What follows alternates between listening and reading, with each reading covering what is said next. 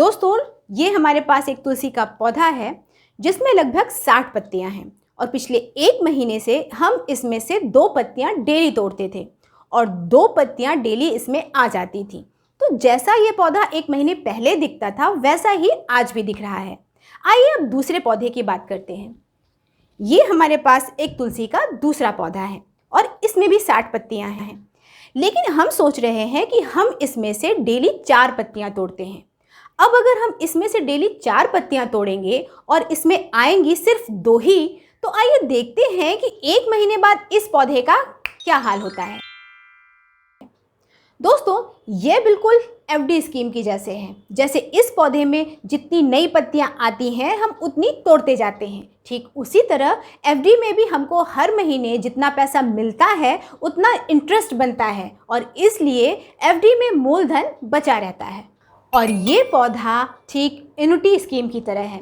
इसमें हर दिन 2 पत्तियां आती थी और हम तोड़ते थे 4।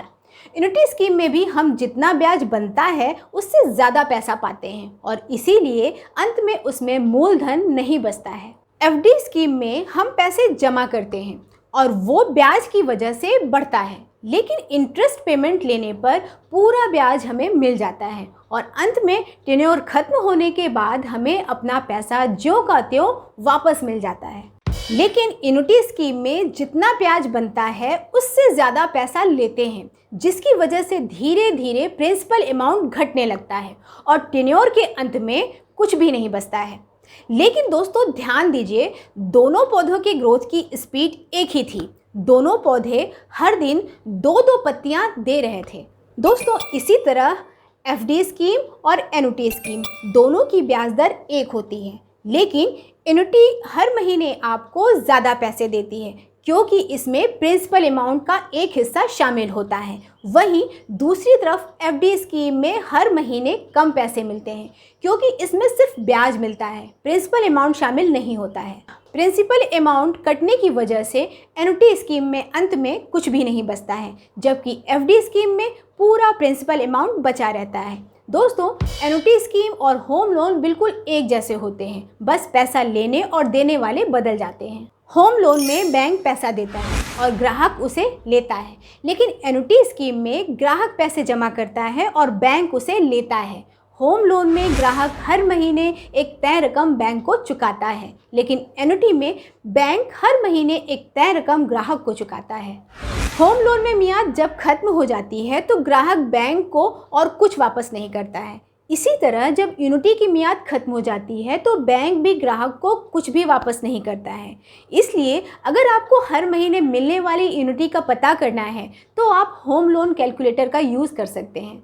दोस्तों, इस कैलकुलेटर में होम लोन अमाउंट की जगह पर अपनी डिपॉजिट अमाउंट भर दें, होम लोन इंटरेस्ट की जगह पर एन्युटी का रेट भर दें और उसके बाद लोन की अवधि की जगह पर डिपॉजिट की अवधि भर दें। इसके बाद जो ईएमआई आएगी वो आपको हर महीने मिलने वाली एन्युटी होगी। एन्युटी स्कीम ज़्यादातर पेंशन देने के लिए यूज़ होती है और रिटायरमेंट के बाद इस स्कीम की ज़रूरत बहुत से लोगों को पड़ने वाली है, क्योंकि अगर आपने एनपीएस में इन्वेस्ट किया है तो आपको 60 साल की उम्र के बाद एन्युटी लेनी ही होगी। इस स्कीम में एक बड़ी रकम लगाने के बाद हर महीने एक फिक्स्ड अमाउंट मिलने लगेगा। ये बिल्कुल सैलरी मिलने जैसा होता है और बहुत से लोगों के लिए बहुत यूज़फुल भी है। वैसे ये भी हो सकता है दोस्तों कि कुछ बुजुर्ग लोग अपना पूरा पैसा एफडी स्कीम में जमा करके केवल इंटरेस्ट से खर्च चलाएं। ऐसा करेंगे तो टाइम पीरियड खत्म होने के बाद उन्हें अपना पूरा पैसा वापस मिल जाएगा।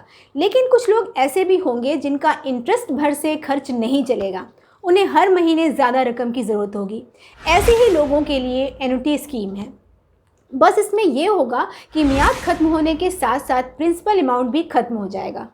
मान लीजिए दोस्तों, आप 10 लाख रुपए एफडी में जमा करते हैं और उतना ही पैसा एन्युटी में भी जमा करते हैं। दोनों पर एक बराबर इंटरेस्ट रेट 5.4% का मिल रहा है। ऐसे में एफडी स्कीम में 10 लाख रुपए जमा करने पर हर महीने 4,500 रुपये मिलेंगे, लेकिन एन्युटी स्कीम में हर महीने 10,800 रुपये मिलेंगे, मतलब 2 गुने से ज़्यादा का फ़र्क है।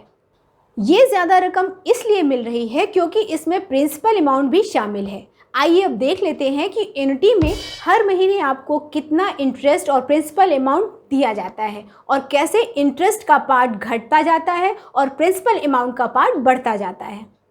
दोस्तों, इसके लिए एक एग्जाम्पल लेते हैं। मान लीजिए हमने 1 लाख रुपए 10 साल के लिए एन्युटी स्कीम में जमा कर दी। इस स्कीम पर हमें इंटरेस्ट मिल रहा है 5.4% का। अब एन्युटी स्कीम के फॉर्मूले का यूज़ करके हमें पता चल जाता है कि हर महीने मिलने वाली रकम क्या होगी। ये होगी 1080 रुपये। आइए अब देखते हैं दोस्तों कि कैसे इस रकम में इंटरेस्ट और प्रिंसिपल अमाउंट का हिस्सा घटता बढ़ता रहता है। देखिए, पहले महीने हमने पूरे 1 लाख रुपए जमा किए हैं। इस 1 लाख रुपए का एक महीने का इंटरेस्ट हुआ 450 रुपये, लेकिन हमें एन्युटी मिल रही है 1080 रुपये, यानी बाकी 630 रुपये प्रिंसिपल का हिस्सा है और यही 630 रुपये हमारे प्रिंसिपल डिपॉजिट से घट जाएंगे और इसकी वजह से अगले महीने प्रिंसिपल अमाउंट 99,370 रुपये रह जाएगा और इंटरेस्ट भी इसी रकम पर मिलेगा। यानी अगले महीने इंटरेस्ट 450 रुपये के बजाय 447 रुपये हो जाएगा, लेकिन एन्युटी 1080 रुपये ही मिलनी है और इसी वजह से इस बार एन्युटी में प्रिंसिपल अमाउंट ज़्यादा हो जाएगा और ये होगा 633 रुपये। अब ये 633 रुपये भी हमारे प्रिंसिपल डिपॉजिट से घट जाएगा और इसकी वजह से तीसरे महीने में प्रिंसिपल डिपॉजिट 98,737 रुपये रह जाएगा और इसी डिपॉजिट पर इंटरेस्ट मिलेगा और ये होगा 444 रुपये। अब इंटरेस्ट घट गया, इसलिए एक बार फिर मंथली एन्युटी में प्रिंसिपल का पार्ट बढ़ जाएगा। दोस्तों, अब इस तरह हर अगले महीने की एन्युटी में इंटरेस्ट का पार्ट घटता जाएगा और प्रिंसिपल का पार्ट बढ़ता जाएगा। एन्युटी में ये जो बढ़ता हुआ प्रिंसिपल का पार्ट है, उसकी वजह से हमारा प्रिंसिपल अमाउंट धीरे धीरे कम हो जाएगा और 10 साल बाद एक दिन ऐसा भी आएगा जब प्रिंसिपल अमाउंट पूरी तरह से खत्म हो जाएगा और उसके साथ ही एन्युटी स्कीम बंद हो जाएगी।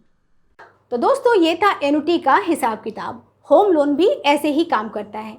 अगर आपको एन्युटी पर हमारी ये जानकारी अच्छी लगी हो तो आप इसे दूसरों के साथ ज़रूर शेयर कीजिए, क्योंकि एनपीएस में जिस का पैसा जमा हो रहा है उन्हें रिटायरमेंट पर एन्युटी लेना ज़रूरी है। इसलिए बेहतर है कि वो पहले से इस बारे में जानकार रहें। तो इस चैनल को लाइक कीजिए, शेयर कीजिए और सब्सक्राइब करना ना भूलिए।